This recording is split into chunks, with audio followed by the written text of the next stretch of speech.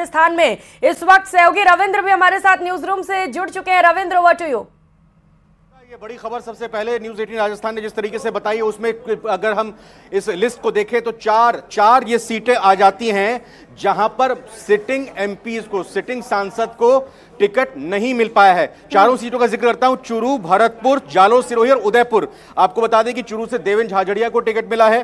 Party ने भरतपुर से रामस्वरूप कोहली को प्रत्याशी बनाया, जालोर सिरोही से लुम्बाराम चौधरी को प्रत्याशी बनाया, उदयपुर से मन्नालाल रावत को प्रत्याशी बनाया। यानी कि चुरू से राहुल कसवा को टिकट नहीं मिल पाया है। भरतपुर से रंजीता कोहली को पार्टी ने प्रत्याशी ना बनाकर रामस्वरूप कोहली को मौका दिया है और जालोर सिरोही से देवजी पटेल को मौका नहीं मिला है, टिकट नहीं मिला है।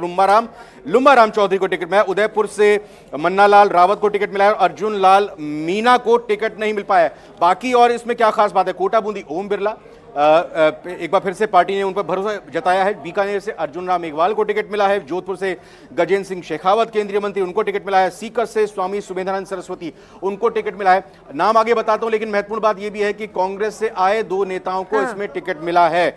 देखिए, महत्वपूर्ण बात यह कि अलवर से भूपेंद्र यादव को टिकट मिला है। राज्यसभा सांसद के तौर पर उनका टेन्योर खत्म हो गया था। चर्चाएं यही चल रही थी कि वो हरियाणा के महेंद्रगढ़ से चुनाव लड़ेंगे या फिर अलवर से चुनाव लड़ेंगे, लेकिन अब चूंकि अलवर से सिटिंग में एमपी थे, फिर उसके बाद विधायक बन गए बाबा बालकनाथ, तो भूपेंद्र यादव यहां से चुनाव लड़ रहे हैं।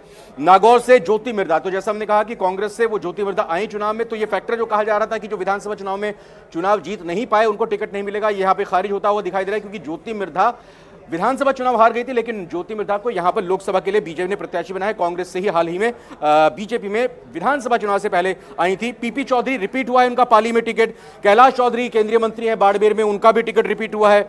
और बांसवाड़ा की बात करें, महेंद्रजीत सिंह मालवीय को टिकट मिला है। चित्तौड़गढ़ सीपी जोशी का टिकट रिपीट हुआ है। प्रदेश अध्यक्ष और झालावाड़ बारां से दुष्यंत सिंह। चर्चा देखो ये चल रही थी कि यहां से क्या झालावाड़ बारां से इस बार टिकट पूर्व मुख्यमंत्री वसुंधरा राजे को मिलेगा, तो फिलहाल दुष्यंत सिंह को ही यहां पर टिकट मिला है। उदयपुर का मन्नालाल रावत ने बताया। और यहां जैसे जैसे टिकटों के नामों की घोषणा हुई तो हमारे संवाददाता भी अलग अलग जगह पर मौजूद हैं।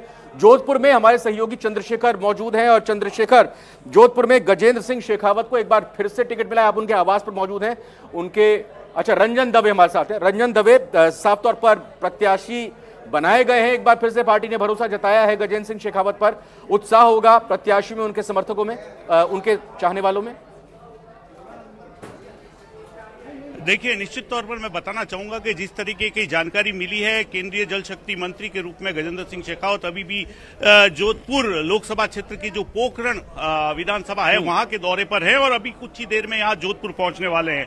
जोधपुर से उनका दिल्ली जाने का कार्यक्रम है। रेल के द्वारा ये मंडोर एक्सप्रेस से दिल्ली जाएंगे। 8:30 बजे के आसपास उनका यहां जोधपुर आने का कार्यक्रम प्रस्तावित है। और जिस तरह की जानकारी जैसे ही इस नाम की घोषणा हुई, हालांकि जोधपुर में जब एक दिन पहले जब गजेंद्र सिंह शेखावत यहां पहुंचे थे और पहुंचने के साथ ही उन्होंने कहा था, जब मीडिया से उनसे सवाल पूछा गया था तो उन्होंने कहा था निश्चित तौर पर शुभ समाचार मिलेंगे। और वो शुभ समाचार निश्चित तौर पर उनका जो नाम आया है वो एक बार कहीं न कहीं जहां जो अटकलें लग रही थी, जिस तरीके के विरोध के स्वर उठ रहे थे, उन सब के बीच में एक जो नाम आना है, इस बात का प्रमाण है कि उनके काम पर केंद्र सरकार और जो आला कमान लोग हैं उन्होंने उस काम पर मुहर लगाई है, उस काम की पुष्टि की है। और यही वजह है कि एक बार फिर तीसरी बार केंद्रीय जल शक्ति मंत्री गजेंद्र सिंह शेखावत का नाम जोधपुर लोकसभा क्षेत्र के लिए भारतीय जनता पार्टी की ओर से नामित किया गया। साथ ही कैमरामैन से कहूंगा एक बार वे दृश्य बताएं जहां इस तरीके का माहौल है। स्पष्ट रूप से देखा जा सकता है कि जहां आवास पर जैसे जैसे लोगों को जानकारी मिल रही है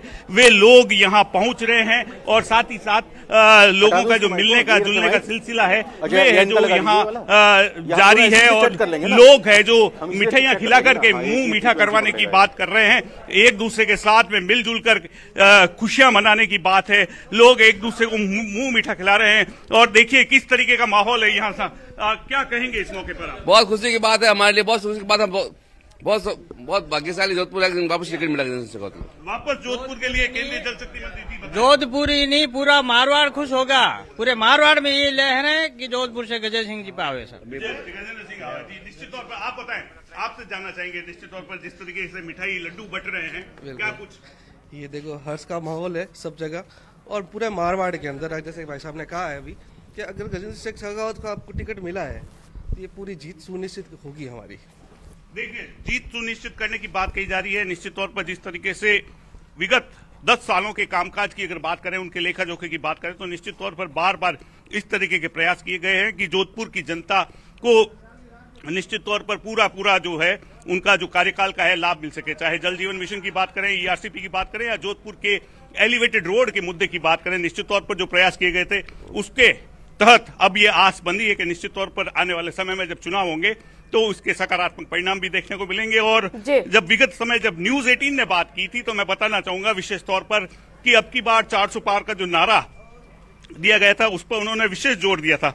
उन्होंने इस बात के लिए भी कहा था कि निश्चित तौर पर जिस तरीके से जो राममय माहौल बना है और उसके बाद में जो नीति और रीति की जो बात है उसमें कहीं न कहीं पार्टी है खरी नजर आ रही है। और छोटे से छोटा जो आयोजन हो या चाहे बड़े से बड़े की काम हो, उसमें बढ़ चढ़कर कहीं न कहीं भाग लेने की जो बात है उसमें हमेशा से ही शेखावत आगे रहे हैं। शेखावत की टीम की बात करूं तो निश्चित तौर पर उनकी गैर मौजूदगी जब दिल्ली रहते हैं तो भी यहां कार्यकर्ताओं का जो है रेला लगा रहता है, और जब वे यहां पहुंचे हैं उसके बाद में लगातार लोगों का यहां आना जाना, उनके समर्थकों का, उनके कार्यकर्ताओं का, और निश्चित तौर पर जब भी यहां जोधपुर आते हैं तो चाहे आवास हो, सर्किट हाउस हो या सांसद सेवा केंद्र हो, बने रहिए। कोटा से हमारे साथ हमारे संवाददाता ओम प्रकाश भी जुड़ चुके हैं।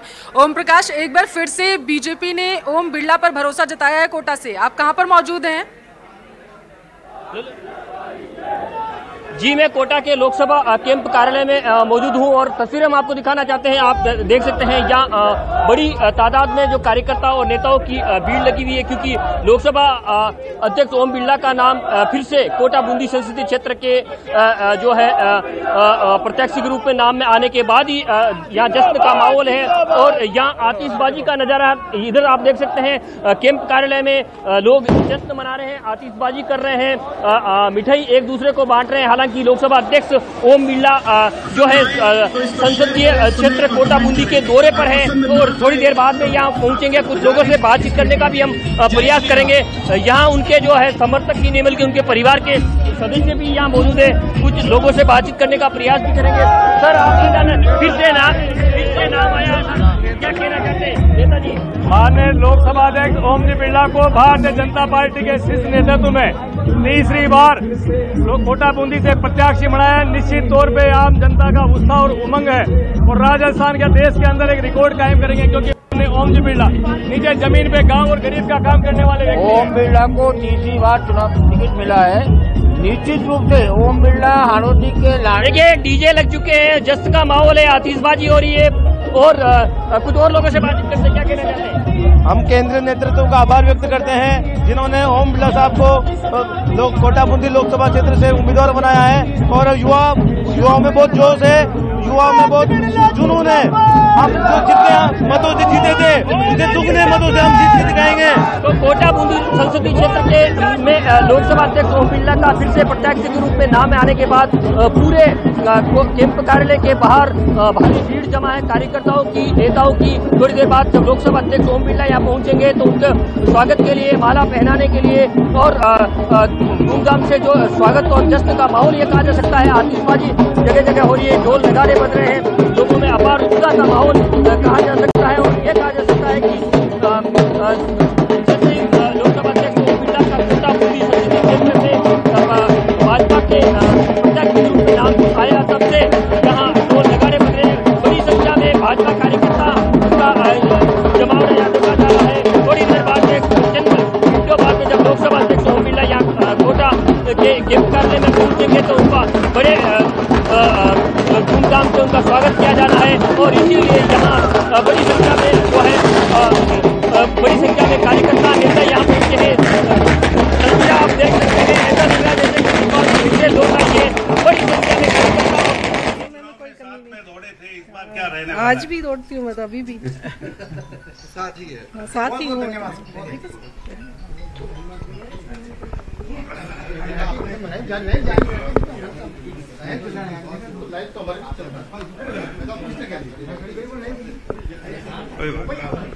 एक मिनट।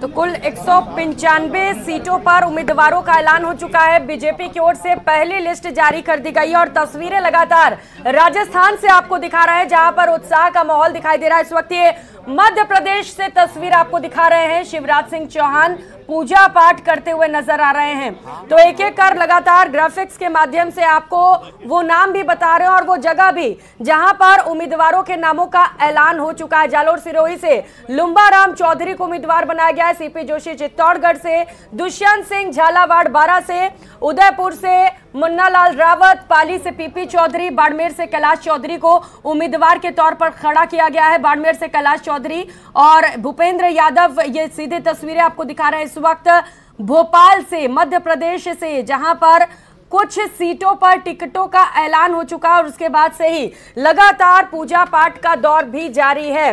तो कुछ राजस्थान की बात करें तो सिटिंग एमपीज के टिकट कटे हैं, तो वहीं कुछ नए चेहरों पर भी भारतीय जनता पार्टी ने दांव खेला। 195 में से 28 महिला उम्मीदवारों को टिकट दिया गया है। तो वहीं राजस्थान में 2 ऐसे कैंडिडेट्स भी हैं जो हाल फिलहाल में बीजेपी में आए थे और इसके बाद उन्हें उम्मीदवारी के लिए उन्हें टिकट दिया गया है। तो लगातार तस्वीरें आपको दिखा रहे हैं अलग अलग जगह से।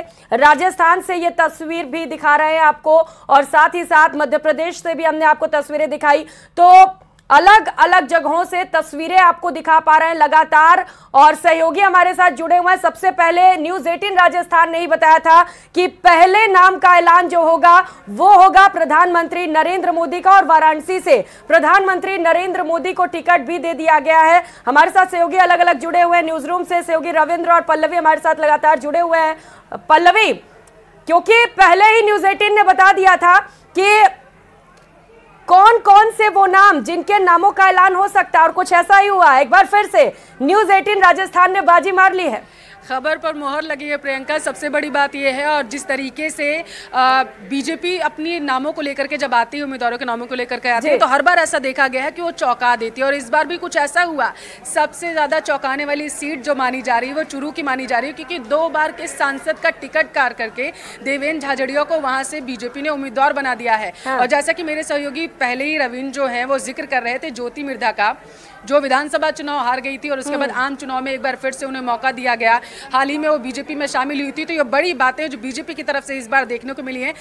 कोटा चल लेते हैं, वहां से हमारे सहयोगी ओम प्रकाश लगातार हमारे साथ जुड़े हुए हैं। ओम प्रकाश, काफी उत्साह लोगों में देखने को मिल रहा है। ओम बिरला के समर्थकों के साथ आप मौजूद हैं, तस्वीरें एक बार दिखाइएगा, जरा बातचीत करिएगा कि एक बार फिर से बीजेपी ने ओम बिरला पर भरोसा जताया है।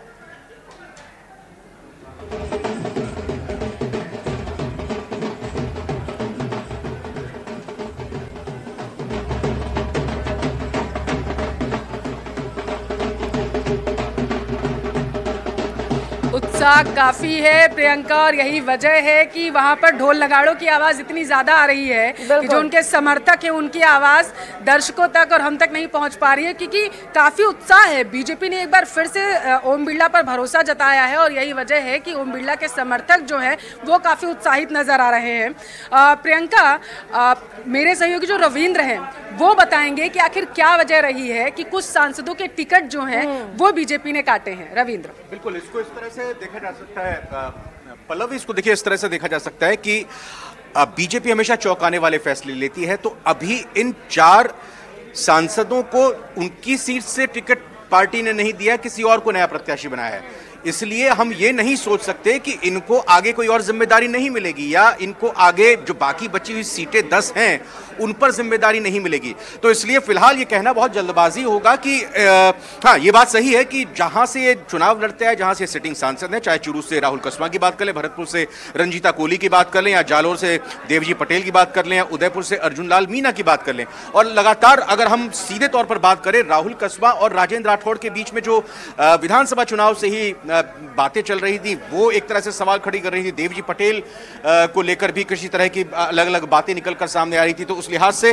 फिलहाल पार्टी की तरफ से यही बात तय की गई। लेकिन अब ये भी जानना जरूरी हो जाता है प्रियंका कि जो अभी बाकी बची हुई सीटें हैं, 10 सीटें, उनको किस तरह से देखा जाएगा, अब उन पर भी चर्चा होगी। और चर्चा इस बात को लेकर भी लगातार होती रही कि अगर बीजेपी कांग्रेस के और भी नेताओं को जो उनके साथ शामिल हो जाएं उनको टिकट दे सकती है। देखिए, इस 15 की लिस्ट में 2 नेता तो साथ में आ ही गए, चाहे हम यहाँ पर बात अभी ज्योति मिर्धा का कर रहे हैं या फिर महेंद्रजीत मालवीय का कर रहे हैं। नागौर की सीट क्लियर हो गई, लेकिन देखिए दौसा की सीट पर अभी प्रत्याशी के नाम का ऐलान नहीं हुआ है। वहीं बात अगर हम करते हैं करौली धौलपुर, इस सीट पर नहीं हुआ है। झुंझुनू की बात करें भी यहाँ से नहीं बताया गया है। गंगानगर से भी अभी प्रत्याशी के नाम का ऐलान नहीं हुआ है। वहीं दूसरी तरफ अभी जयपुर की सीट का भी कुछ नहीं क्लियर हो पाया है। दूसरी ओर अगर बात करें यहाँ पर भीलवाड़ा की सीट अभी बाकी है, टोंक सवाई माधोपुर की सीट बाकी है, सीकर से तो क्लियर हो चुकी है और इसके अलावा अलवर से भी पूरी तरह से क्लियर हो